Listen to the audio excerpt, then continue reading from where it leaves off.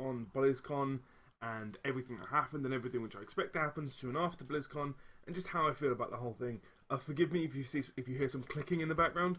I've got all the information up on my screen at the moment, and I'm just going to be going through it and just talking about it as I see it.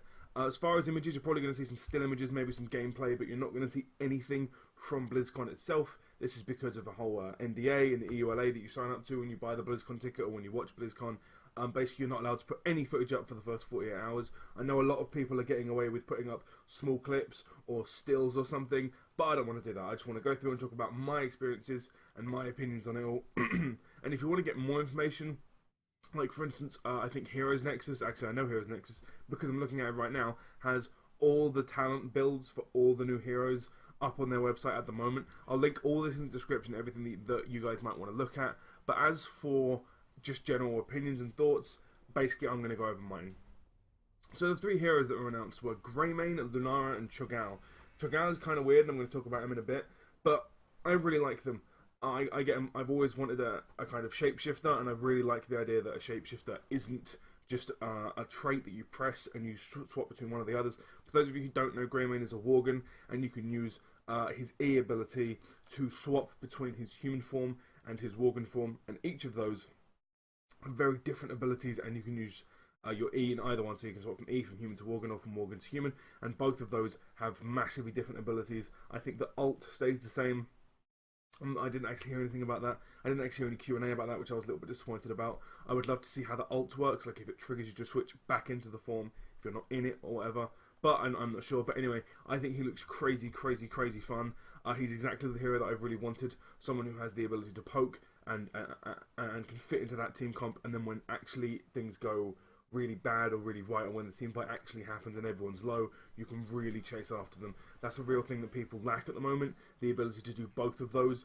The problems with him is he could suffer from the problems that ranged assassins have and the problems that melee assassins have. So ranged assassins have a really difficult way escaping sometimes. Heroes like Reyna, although while Reyna has the incredible damage to kind of back that up and the gap creation in his Q, he can kind of get away with it, but he has no real hard escape. Heroes like Valad have that.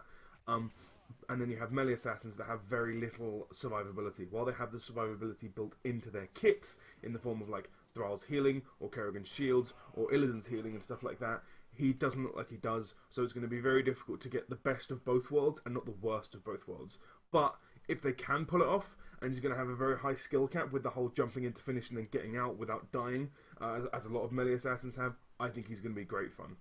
Lunara, I'm going to be honest, I've played League of Legends a little bit. She looks massively like Callista to me. Just the idea of running about, throwing basic attacks out and getting dots on them and then blowing them up maybe and doing other things. And yeah, I've never been a massive ADC fan in League of Legends, but she looks good fun. I do like basic attack champions. I'm not sure. I have no opinions on how Greymane is going to fit into competitive play, but I really don't know how Lunara is going to fit, because it all comes down to her mount or her lack of mount.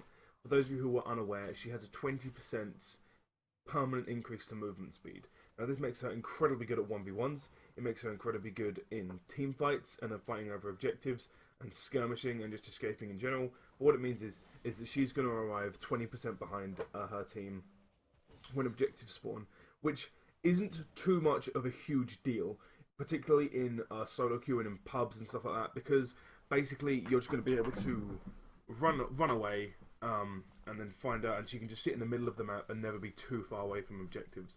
And against pubs, they're not going to try and force the lack of mobility to really make a big difference, whereas in competitive play and really high level play, they'll spot when she's out of position or when she's really far at one end of the map, and then make a big play at the other end of the map, and they'll get 20% more time, particularly if there's all five there, because they're going to have to wait for Lunara to come all the way around.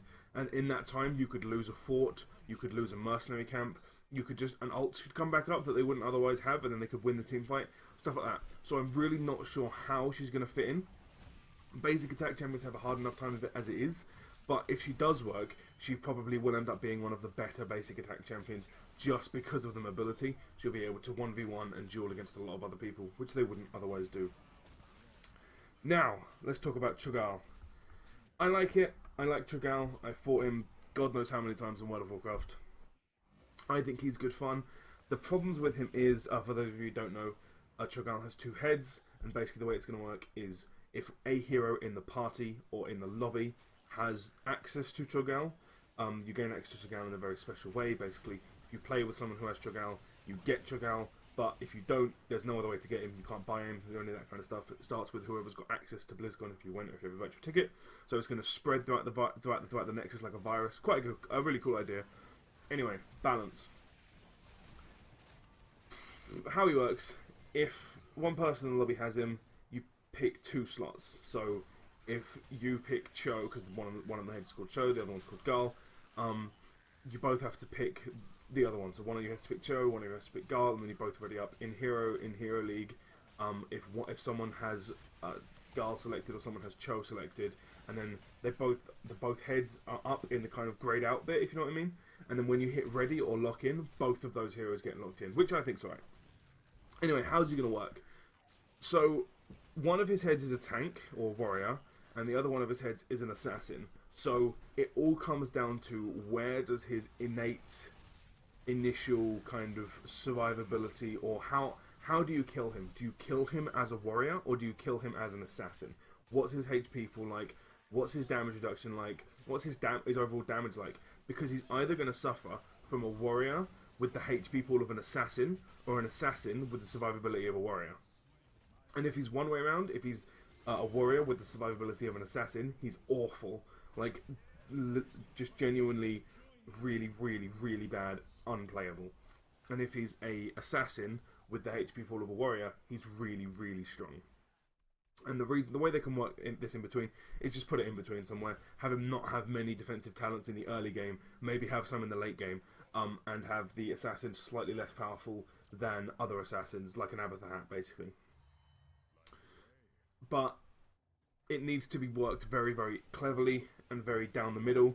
If it's not, he could find himself incredibly unbalanced one way or the other. It would just be entirely bad. So they demoed a few other things. I'm not going to talk about heroes anymore.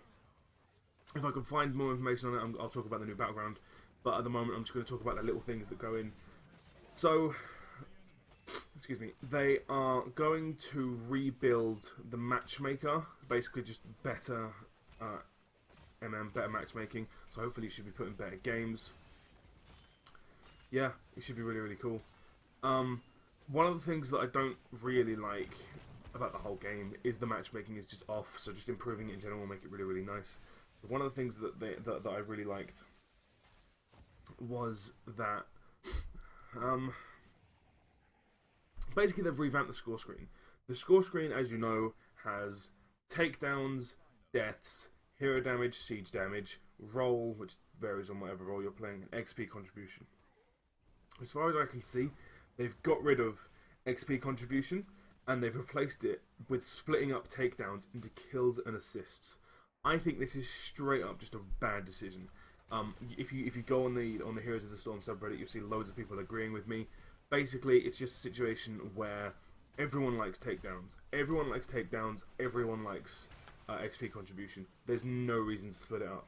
As soon as you start splitting it up, you start getting people interested in last hitting. Admittedly, I'm kind of not giving the community and the people that play this game enough credit in kind of actually understanding how the game works and stuff. But you give reward for last hitting and all that kind of stuff, and I think that's just a really, really bad thing to do.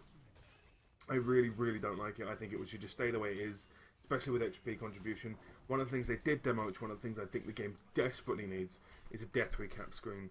So a lot of times, as particularly at high level play, you'll find yourself escaping on what appears to be, like less than a bar of health, really, really, really low, and then you'll be running back to base, and all of a sudden you'll just die, and you don't know what's killed you or anything. And sometimes it can be something silly like someone had a living bomb and they ran past you and you weren't quite paying attention, and then they just blew up and you were caught right on the edge of an explosion and it wasn't even on your screen.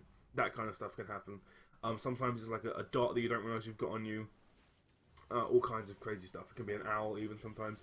And yeah, so they're adding that in. And what a lot of people don't do in MOBAs in general is figure out how to learn. So they're like, oh, I got killed by this, I should look out for that. And then eventually you can just look out for all the kind of things. So I think that's really good. They've introduced Grandmaster League, or they've announced Grandmaster League, which is just going to be above rank 1. essential in my opinion to a game where they want an actual top league, an actual real kind of. It's a legend rank for this game. It basically means it's an actual competitive rank right at the top, and it's going to be incredibly good. It's going to announce that kind of elite club, just like, oh hey, I got Grandmaster. It means that you're really, really good at this game. Getting rank 1 at the moment isn't that impressive. It's really good, but it's not crazy impressive. They're doing loads of balance updates to people like Gazlo, Nova, and Tychus, but I'm not really going to talk about that.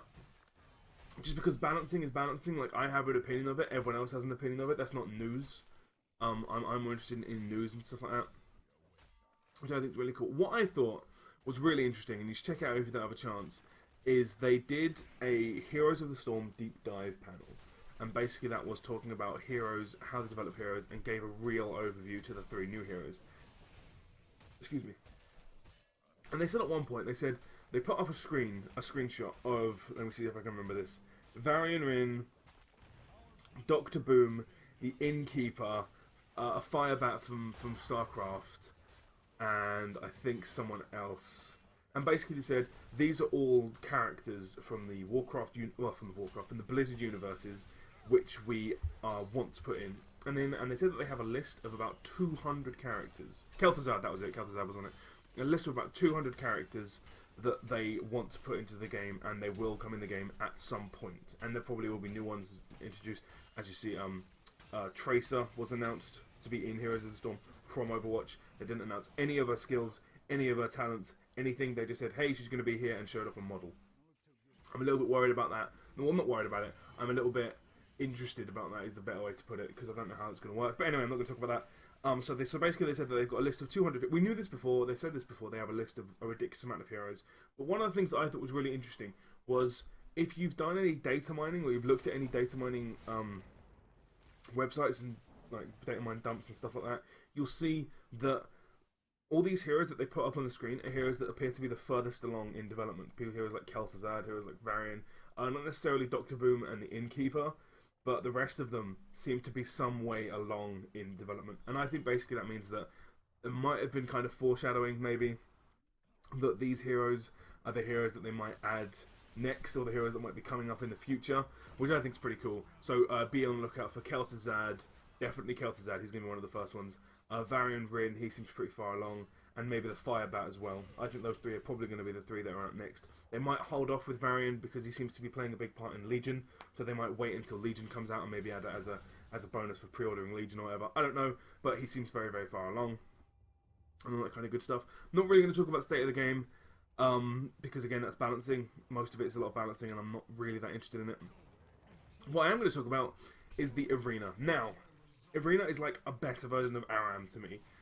And I think it's crazy. For those of you who don't know, you will be put into a single lane, single objective map on a random hero, and then when you die, you will be given a choice of 3 random heroes, and then you have to pick one, and then that happens again. It's just absolutely crazy. Because of the 3 random heroes that you're given, you have some control and choice, which is really cool, because you can make some kind of crazy combos happen. And I imagine it's just going to be a for fun game type. Don't expect it to be crazy competitive. Don't get salty when you lose. It is just going to be entirely RNG. You could get like Murky, Gazlo, Lily, and on your team is just like 5 other healers, and you're just like, oh, we have no damage, and then you just get stomped by 5 Illidan's or something like that. So try not to get too salty with it. I know it's very difficult in MOBAs, but yeah, it's going to be good fun. Excuse me. So a lot of the benefits, which of course, and I completely agree with Blizzard talking about this, very easy to pick up. You'll learn so much over the course of a game of Arena as opposed to a game of Heroes of the Storm. So I think that's really, really cool.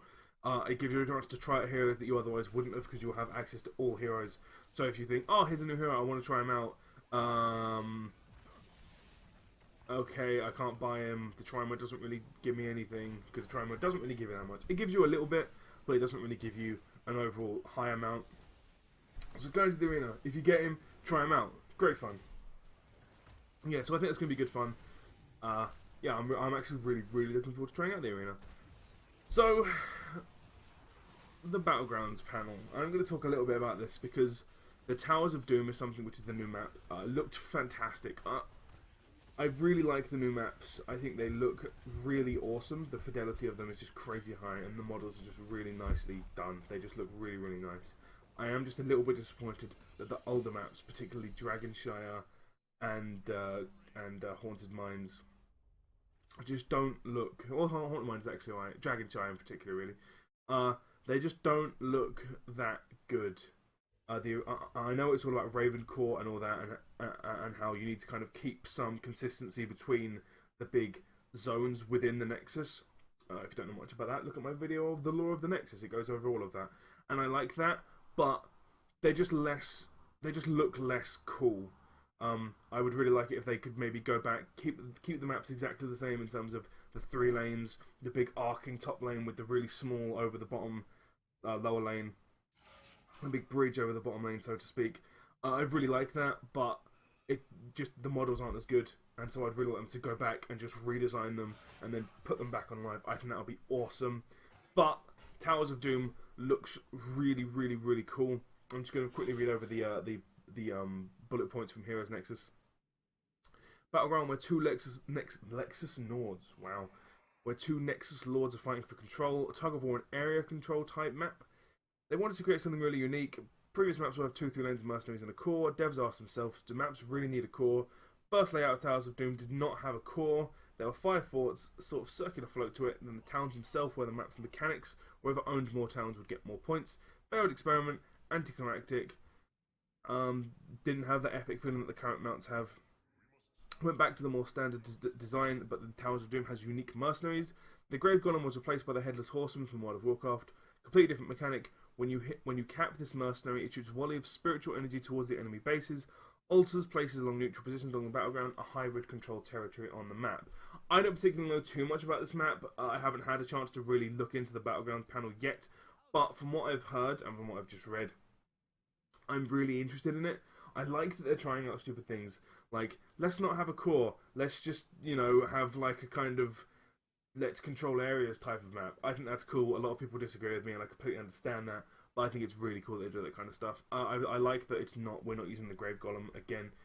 It seems to me like it might be kind of a Blackheart's Bay kind of thing, but instead of turning in coins, you do other things like capping places and doing that kind of stuff, which is a nice little hybrid between the two. And of course, it looks really cool. It's going to be cool.